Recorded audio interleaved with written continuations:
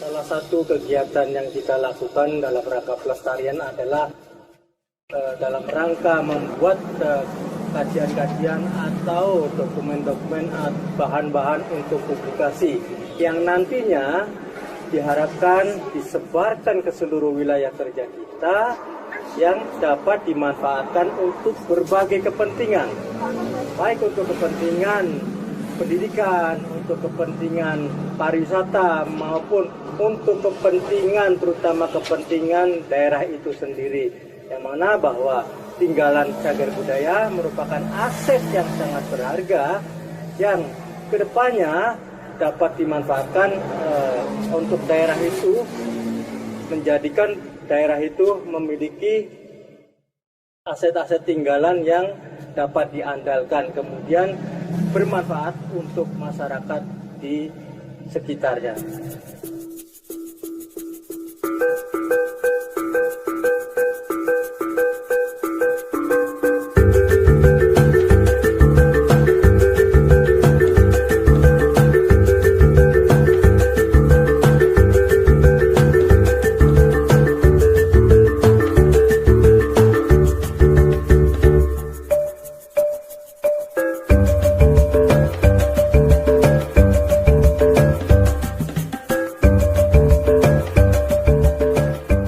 Kabupaten Dharmasraya adalah salah satu kabupaten di Provinsi Sumatera Barat, Indonesia.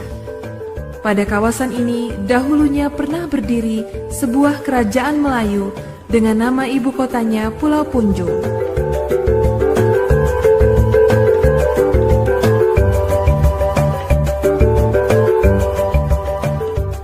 Nama Dharmasraya boleh jadi tidak sepopuler kota Padang, pun tidak setenar kota Bukit Tinggi dengan jam gadangnya.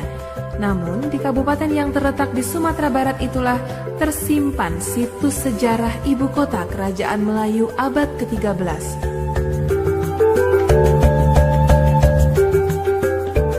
Candi-candi peninggalan kerajaan Melayu yang bersemayam ratusan tahun di Kabupaten Dharmasraya itu baru bisa dinikmati setelah memahami kisah dari ahli sejarah atau pewaris kerajaan.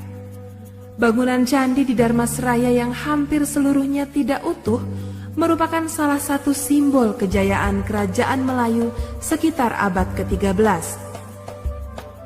Nama kabupaten ini diambil dari manuskrip yang terdapat pada prasasti Padang Roco, di mana pada prasasti itu disebutkan Dharmasraya sebagai ibu kota dari kerajaan Melayu waktu itu.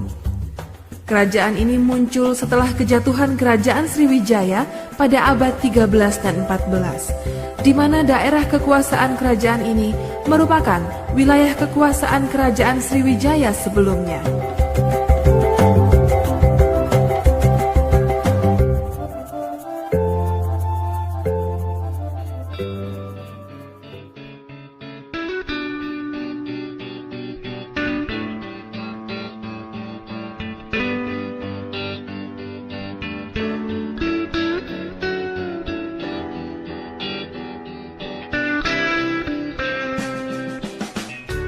Di antara sungai-sungai besar yang mengalir di Sumatera, Batanghari merupakan sungai yang mempunyai perjalanan sejarah yang cukup panjang.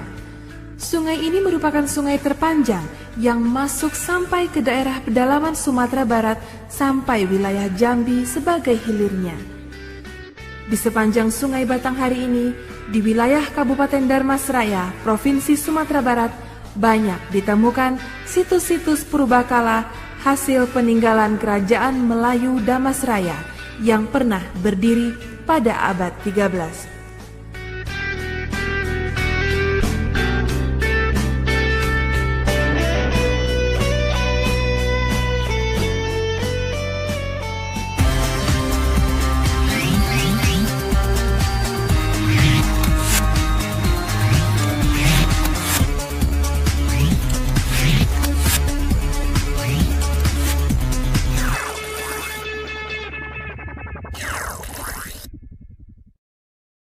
Candi Padang Roco ini pada saat ini kita sudah melakukan kegiatan ekskavasi hingga pemugaran ya.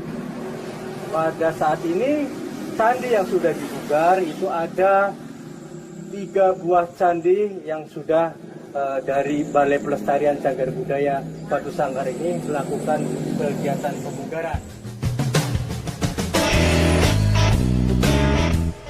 Candi Padang Roco. Lokasi candi sendiri berada di sebuah pulau yang dipisahkan oleh sebuah sungai dengan nama Sungai Dareh.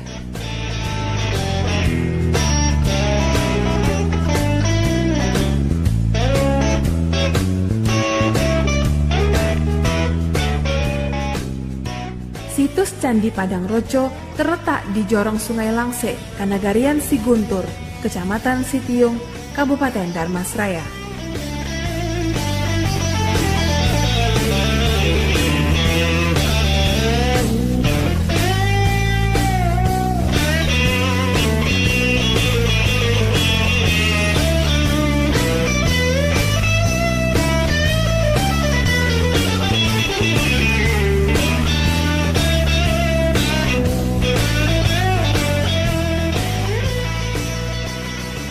Candi di tepi Sungai Batanghari ini tidak semewah Candi Prambanan yang berhiaskan ukiran di sepanjang sisi dindingnya. Pun tidak terdapat patung Buddha seperti di Candi Borobudur. Candi yang dibuat pada masyarakat Hindu-Buddha Tantris ini hanya tersusun dari batu bata. Tidak ada semen untuk merekatkan bata. Teknologi zaman dulu memanfaatkan air dan gesekan 2 bata untuk mengencangkan cengkraman batu-batu dari tanah ini.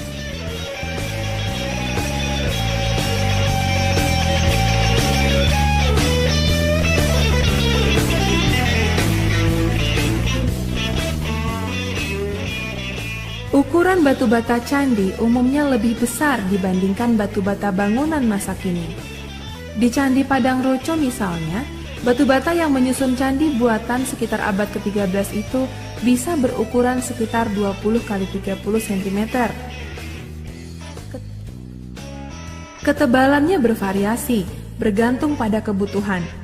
Candi Induk Padang Roco dibuat dengan batu bata yang relatif tipis, sekitar 4 cm. Mungkin alasan bentuk candi yang semakin beragam menuntut adanya bahan bangunan yang relatif fleksibel untuk mengikuti kebutuhan arsitektur. Ketebalan bata pada Candi Induk berbeda dengan Candi Perwara yang digunakan sebagai altar persembahan. Padahal, candi-candi ini masih terletak satu kompleks. Disinilah terlihat pertimbangan arsitektur yang begitu detil pada masa itu.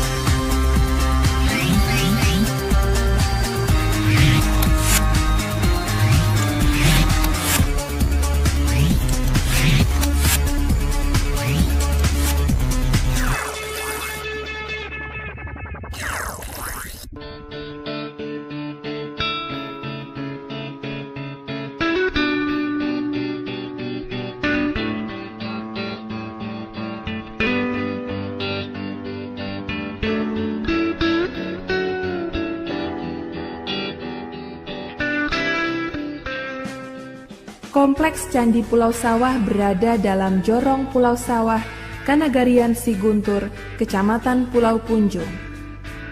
situs Pulau Sawah yang terletak sekitar 100 meter di atas permukaan laut termasuk dalam bioma hutan hujan. Beriklim selalu basah sampai kering tengah tahun, yang termasuk dalam subbioma hutan hujan tanah kering.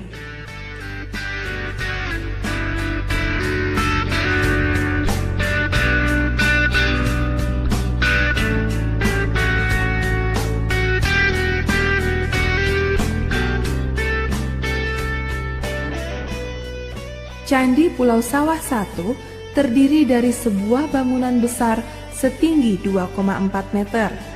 Bangunan ini berbentuk kotak bersegi 20 yang masing-masing sisinya tidak sama panjang. Tepat di tengah bangunan terdapat sebuah lubang besar berbentuk 4 persegi panjang dengan ukuran 2,06 kali 1,82 meter dan kedalaman 2,4 meter.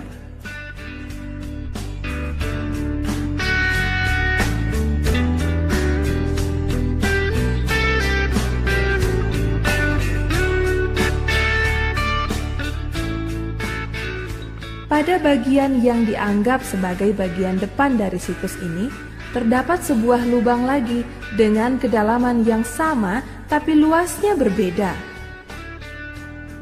Lubang ini agak lebih kecil dari ukuran lubang sebelumnya, berukuran 1,2 kali 1,57 meter. Kedua lubang yang berbentuk persegi panjang ini diperkirakan dulunya merupakan sebuah kolam tempat pemandian.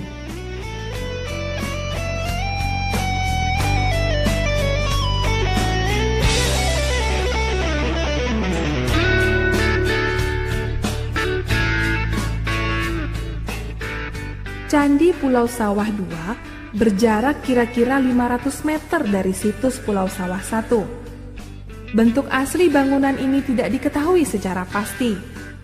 Situs ini ditemukan para arkeolog di tahun 1985. Ketika ditemukan, situs tertimbun gundukan tanah setinggi 5 meter. Situs terdiri dari sebuah parit dengan ukuran luas 100 kali 100 meter. Terdapat beberapa bangunan kecil-kecil yang diperkirakan sebagai kolam. Candi Pulau Sawah 2 diperkirakan merupakan sebuah komplek candi di mana di dalamnya terdapat beberapa candi kecil dan kolam-kolam pemandian. Ada dugaan bahwa parit-parit dengan luas 100 kali 100 meter itu bukan merupakan tembok yang memagari komplek candi, tapi merupakan bagian dari sebuah candi yang besar. Sehingganya, Candi Pulau Sawah 2 merupakan sebuah candi besar atau tidak terdiri dari candi-candi kecil.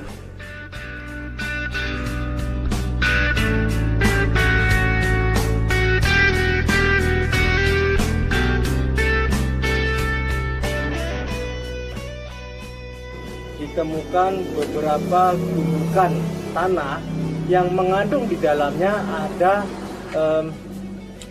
unsur-unsur batu bata, yakni batu bata yang merupakan hasil dari percandian itu sendiri. Nah, gundukan yang kita temukan itu ada sekitar 11 gundukan.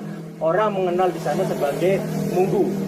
Pada saat ini, gundukan yang ada sekarang, gundukan tanah yang kemungkinan di dalamnya ada potensi atau struktur dari candi itu, sebagian sudah dilakukan ekskavasi, ya. Kemudian sebagian sudah kita lakukan pemugaran. Nah, sejarah yang berkembang pada saat itu bahwa kemungkinan daerah Pulau Sawah atau Padang Roso itu merupakan pusat kerajaan Melayu Dharmasraya yang berkembang pada tahun atau abad 13 sampai 14.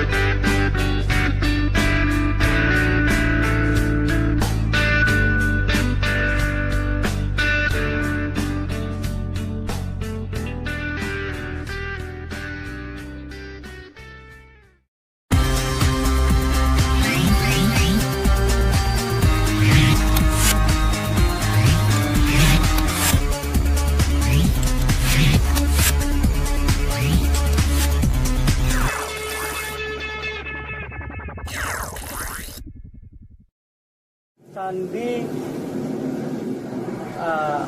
Awang Maombi. Nah, penamaan Awang Maombi berkaitan dengan penyebutan masyarakat di situ bahwa di sekitar candi itu tadinya merupakan daerah berawa, ya, sehingga masyarakat menyebutkan sebagai Awang Maombi. Nah, sebenarnya candi itu tidak bermutu, tetapi kita menemukan hanya struktur bagian-bagian kakinya saja, yang kemungkinan bagian atasnya sudah tidak bisa direkonstruksi kembali. Nah, sampai saat ini pun kita sedang melakukan kegiatan ekskavasi di lokasi Candi Awang Maombi yang kemungkinan ada temuan bagian dari bangunan candi itu yang berukir.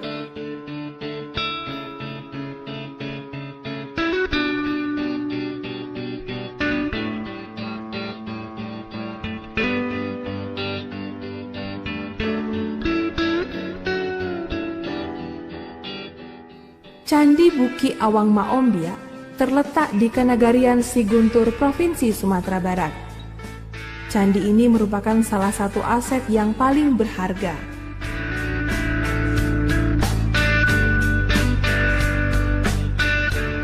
Untuk menuju lokasi candi tersebut, butuh sedikit usaha ekstra. Akses transportasi menuju ke sana bisa dikatakan sangat sulit. Pasalnya, di samping tidak ada angkutan umum, namun bisa ditempuh dengan menyewa ojek.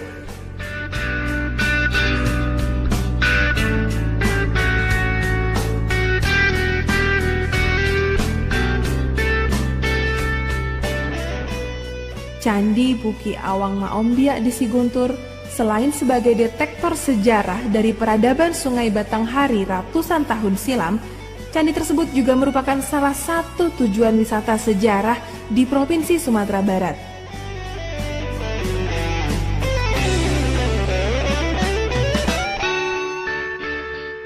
Menurut data sejarah, candi tersebut dibangun dari abad ke-7 hingga abad ke-15.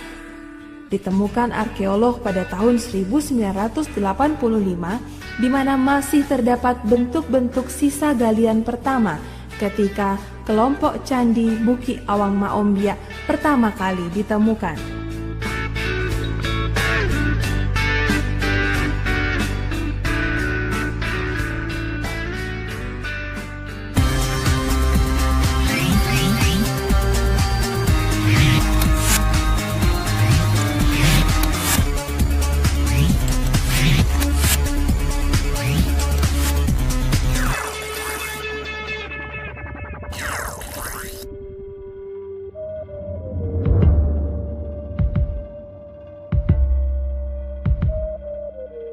Arca raksasa ini aslinya terletak di bukit di tengah persawahan di Kompleks Percandian Padang Roco, Damas Raya, Sumatera Barat.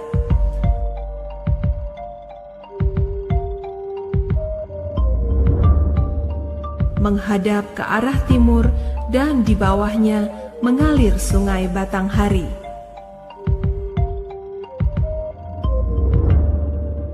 Dulu, di tempat strategis itu, Bhairawa dengan gagah berdiri memandang ke arah Sungai Batanghari. Sehingga siapapun yang melewati sungai tersebut akan mudah melihatnya.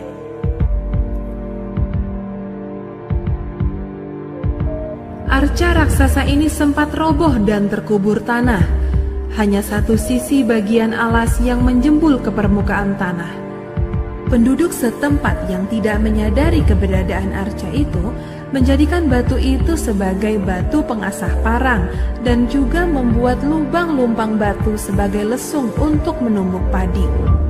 Hingga kini pun, bekas lubang itu dapat ditemukan pada sisi landasan arca ini.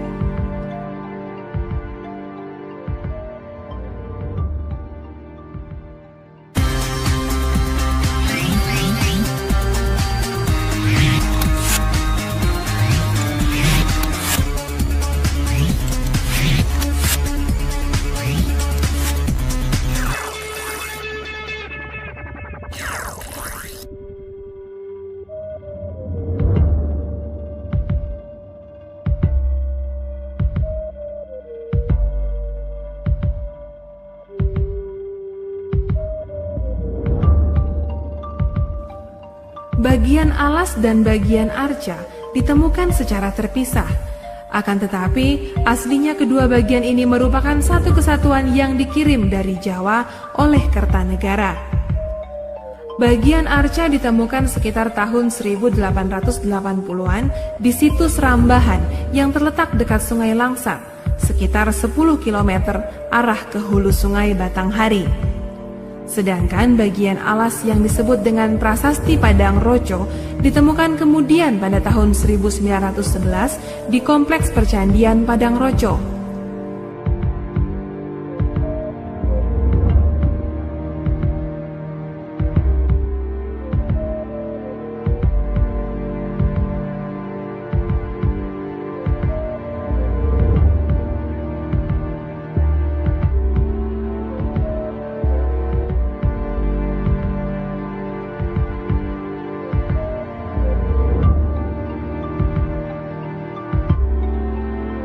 Arca Amogapasa ini berukuran tinggi 163 cm, lebar 97 hingga 139 cm, dan terbuat dari batu andesit.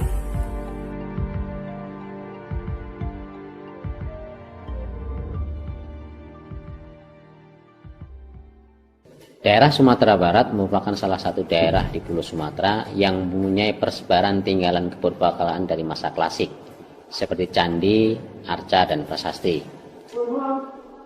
Adapun tinggalan purbakala berupa candi dapat kita temui di daerah Pasaman dan daerah Masraya. Untuk daerah Pasaman, candi-candi dapat kita temui di daerah Tanjung Medan, Bukit Kotorau, Tanjung Baring, Kampung Petani, Pancahan, dan Tarung-Tarung. Berdasar penelitian sementara dapat disimpulkan bahwa candi-candi yang ada di Pasaman tersebut berlatar belakang agama Buddha dan Hindu. Sementara itu, jika dilihat dari bahan pembuatannya, candi-candi di daerah Pasaman terbuat dari bahan batu bata.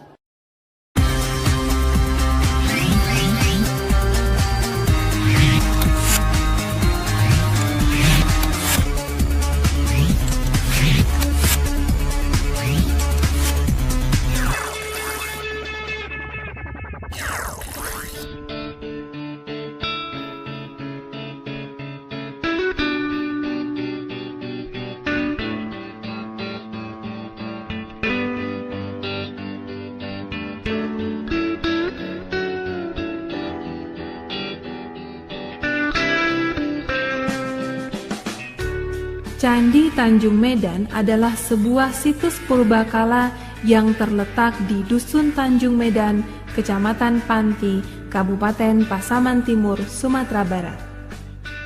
Situs ini sudah lama diketahui keberadaannya oleh masyarakat sekitar, namun baru pada tahun 1990-an mulai pemugaran candi oleh pemerintah.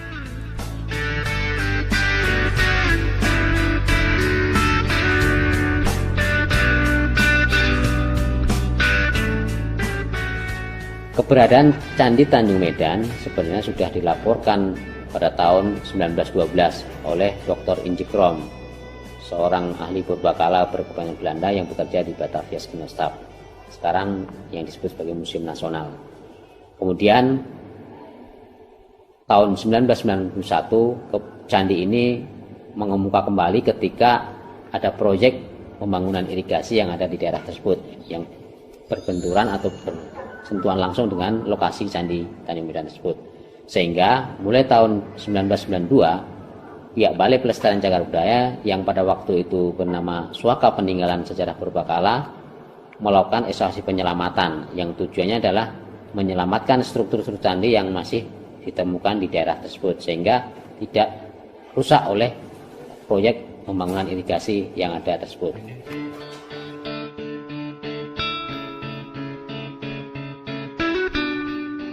Menurut perkiraan, candi ini adalah peninggalan kebudayaan Hindu atau Buddha. Hal ini dikuatkan dengan penamaan tempat di mana candi itu berada yang disebut biaro, berasal dari kata biara atau vihara.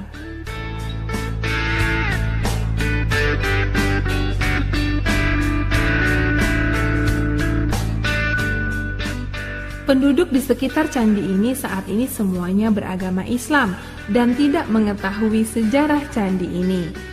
Kemungkinan pendiri candi ini pernah menetap di sana untuk beberapa waktu sebelum akhirnya punah atau pergi meninggalkan kampung itu karena suatu sebab yang tidak diketahui. Beberapa waktu setelah ditinggalkan, barulah datang leluhur penduduk yang ada sekarang.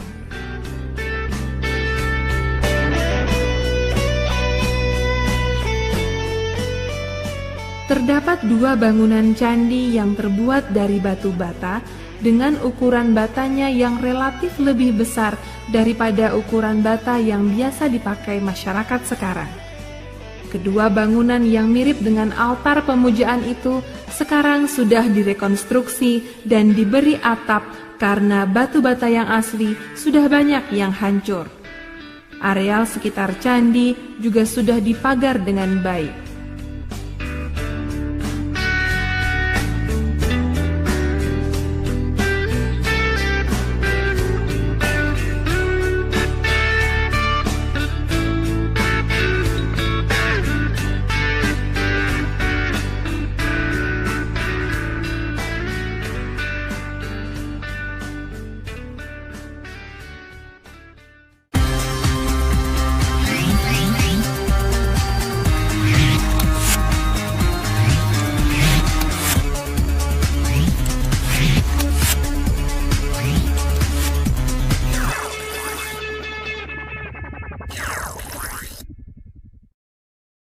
Candi Kotorao untuk pertama kalinya dilaporkan oleh masyarakat pada tahun 2007. Menanggapi laporan tersebut, pihak Balai Pelestarian Cagar Budaya langsung melakukan survei pendahuluan untuk memastikan keberadaan sisa-sisa candi yang dilaporkan masyarakat tersebut.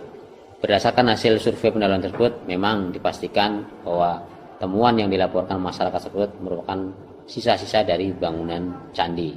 Oleh karena itu, pada tahun 2008 mulai dilakukan sebuah ekskavasi penyelamatan di kawasan tersebut yang kemudian menghasilkan sebuah struktur yang diduga adalah bagian dari pondasi sebuah candi. Kemudian berdasarkan ekskavasi tahun 2008 tersebut dan juga berdasarkan survei-survei lanjutan di kawasan Bukit Kotorao, ditemukan indikasi bahwa di kawasan Bukit Kotorao juga terdapat beberapa struktur lain. Oleh karena itu pada tahun 2009 kemudian dilanjutkan tahun 2010, 2011, dan 2012 dilakukan ekskavasi lanjutan yang dilakukan oleh Balai Pelestarian Cagar Budaya bekerja sama dengan Balai Arkeologi Medan.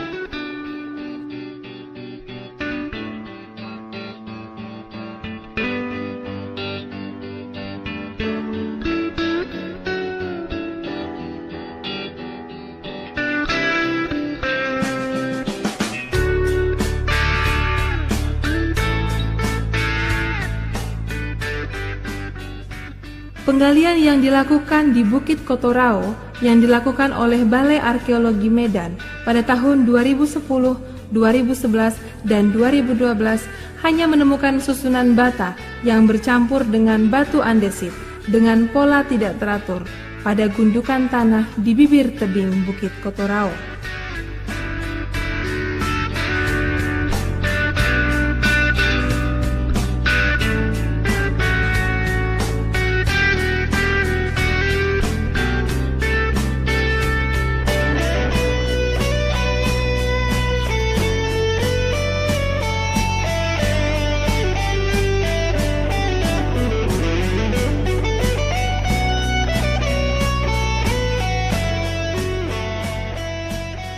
Berdasarkan ekskavasi yang telah dilakukan tersebut, dapat disimpulkan bahwa di kawasan Bukit Kotorao memang terdapat beberapa struktur candi. Paling tidak sudah ditemukan 3 buah struktur candi, walaupun hanya menampakkan bagian dari pondasi atau kaki candi saja. Namun demikian, dari ketiga buah struktur candi yang ditemukan tersebut belum menunjukkan bahwa dari ketiga candi tersebut adalah merupakan candi utama. Oleh karena itu sementara dapat disimpulkan bahwa ketiga candi tersebut hanyalah merupakan candi perwara.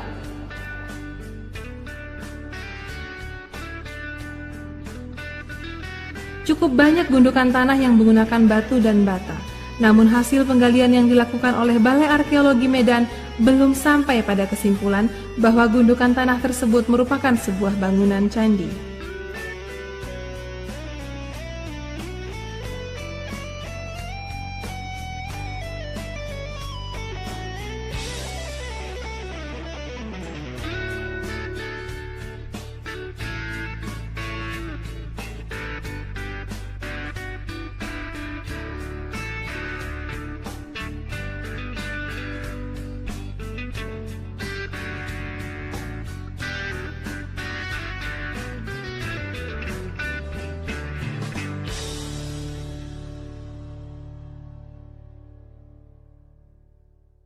Tentang latar belakang kesamaan candi-candi yang ada di Bukit Kotorau, jika candi-candi yang ada di Bukit Kotorau ini merupakan bangunan suci yang dimaksud di dalam prasasti Kubu Sutan, maka dapat diberikan bahwa candi-candi yang ada di Bukit Kotorau ini berlatar belakang agama Hindu.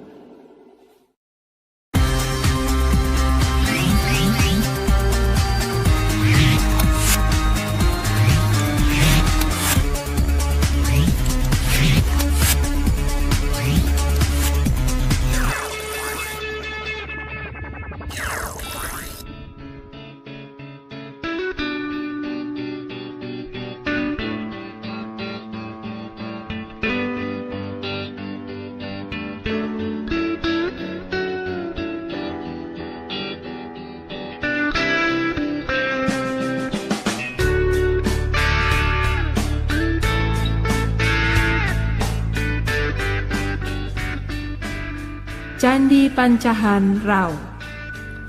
Tidak jauh dari Candi Tanjung Medan, kira-kira sekitar 10 km ke arah utara, terdapat Candi Pancahan. Kondisi candi ini tinggal puing-puing pada bagian kakinya. Bata-batanya berserakan dan sudah banyak yang hilang. Namun sebagai bagian dari hasil kebudayaan yang hilang di Sumatera Barat, candi ini tetap sebagai data arkeologis yang sangat penting.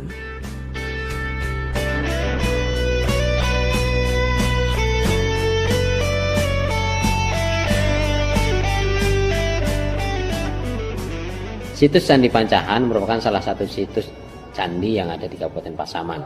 Pada tahun 1994-1995, di situs ini dilakukan ekskavasi penyelamatan. Namun demikian, ekskavasi ini belum menemukan atau menghasilkan hasil-hasil yang mengembirakan, sehingga belum bisa disimpulkan bentuk dan struktur candi tersebut, kemudian juga arah hadap dan latar belakang dari candi tersebut.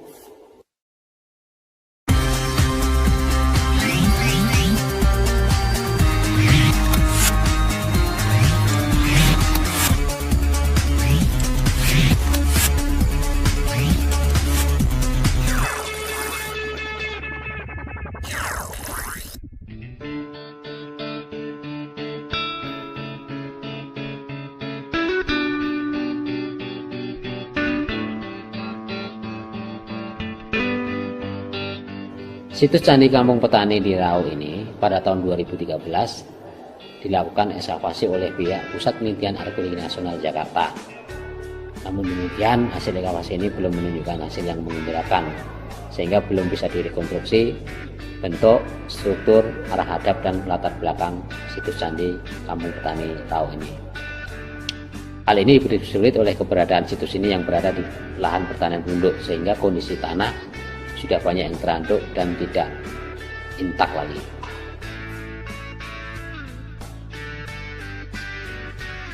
Setelah melakukan survei di beberapa tempat di wilayah Kecamatan Rau, maka ekskavasi dilakukan di Kampung Petani, Jorong 6 Sori, Kanagarian, Taruang-Taruang.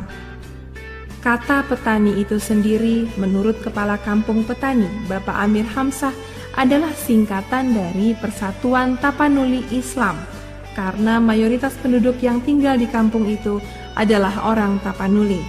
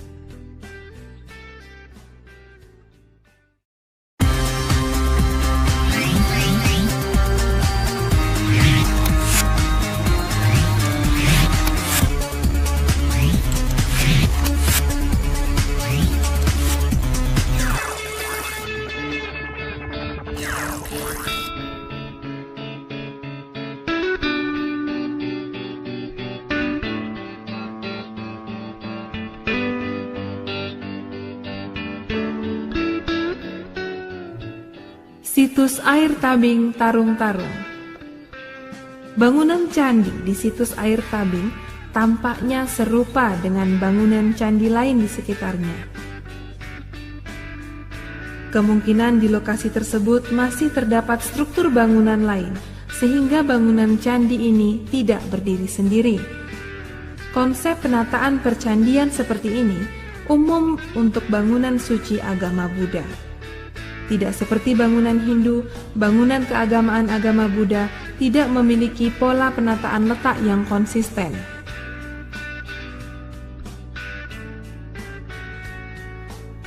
Situs air tabing merupakan salah satu situs yang berada di kawasan Lembah Rau. Beberapa temuan lain seperti arca Dwara Lapa dan temuan prasasti Kubu Sutan kemungkinan merupakan bagian dari sebuah bangunan candi yang pernah ada sebelumnya. Namun saat ini telah hilang akibat tergerus aliran air sungai ataupun disebabkan oleh aktivitas manusia. Selain itu, di beberapa tempat juga didapatkan artefak-artefak masa lalu yang merupakan sisa aktivitas masyarakat, antara lain berupa lesung batu, fragmen keramik, serta serakan bata.